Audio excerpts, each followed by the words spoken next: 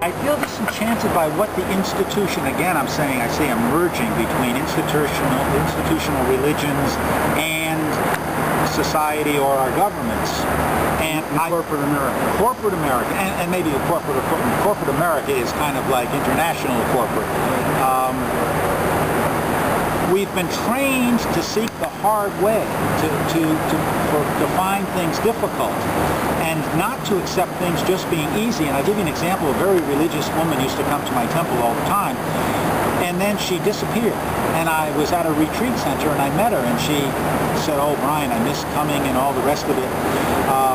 And I said, "Well, why don't you come back?" She said, "Well, the reason I left was one day at one of the services, Brian, I played a tape of Louis Armstrong singing 'What a Beautiful World.'" Yes. And she said, "I just couldn't tolerate a secular song in a church." And I think it's probably the most beautiful song in the world. It's a gorgeous song. And it's talking about just finding beauty. The Buddhists call it the pure lane, and I think Christians would call it heaven right here on earth. But she's been so conditioned that it has to be something in a foreign language, or it has to be in the form of a chant. And I thought, we passed that by. I mean, the era of St. Francis and the troubadours bringing religion out there. And I think, unfortunately, what's happened is the beauty of St. Francis and the troubadours at that time have separated from the institutional church.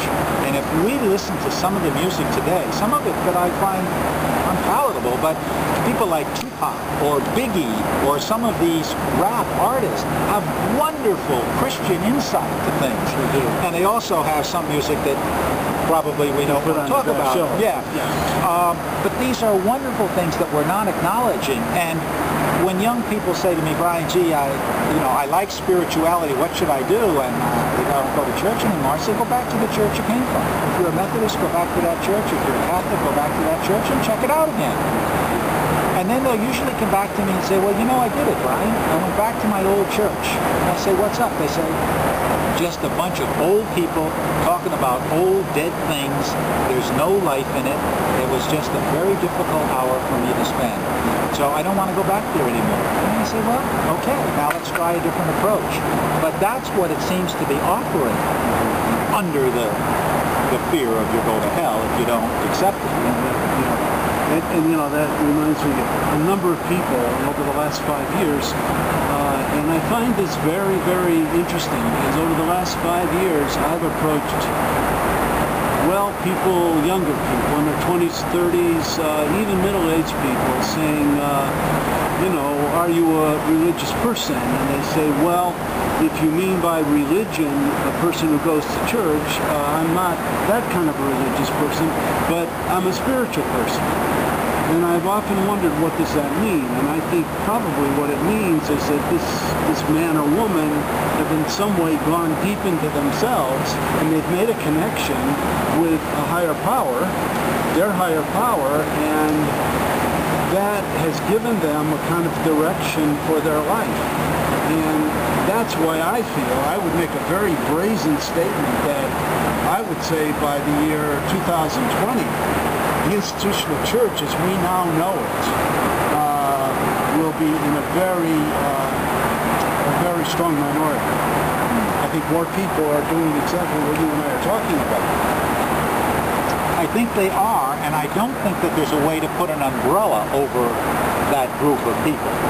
So some of them are going to Buddhist temples, and some of them are chanting every morning, and some are saying beads, and some of them work with crystals, some of them do yoga. But there's no way to put an umbrella over that. And do we need an umbrella over that?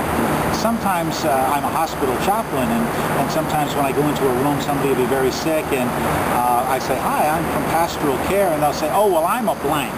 Yeah. And meaning I don't need you. And I'll say, "Well, that's okay." I said, "That's your religion, but what's your spirituality?" Yes. And sometimes they smile at me or they start crying, and that's like welcoming me in. And they'll say, "I've been a good person all my life, and I raised all my grandchildren, and I did all the right things, but there's a couple of rules that I didn't keep, or I was divorced, or I didn't go to church on Sunday." And sort of that breaks that down. Yeah, and they're happy, they feel good, and it's like I didn't do anything, but I gave them permission by just being there for them to tell me they're okay. People say, what do you tell people when they're sick and dying? I say, I don't tell them anything. I go in and I listen to what they have to tell me. So any education or experience that I have is not to tell somebody on their deathbed, but it's to listen to them. And what a wonderful spirituality.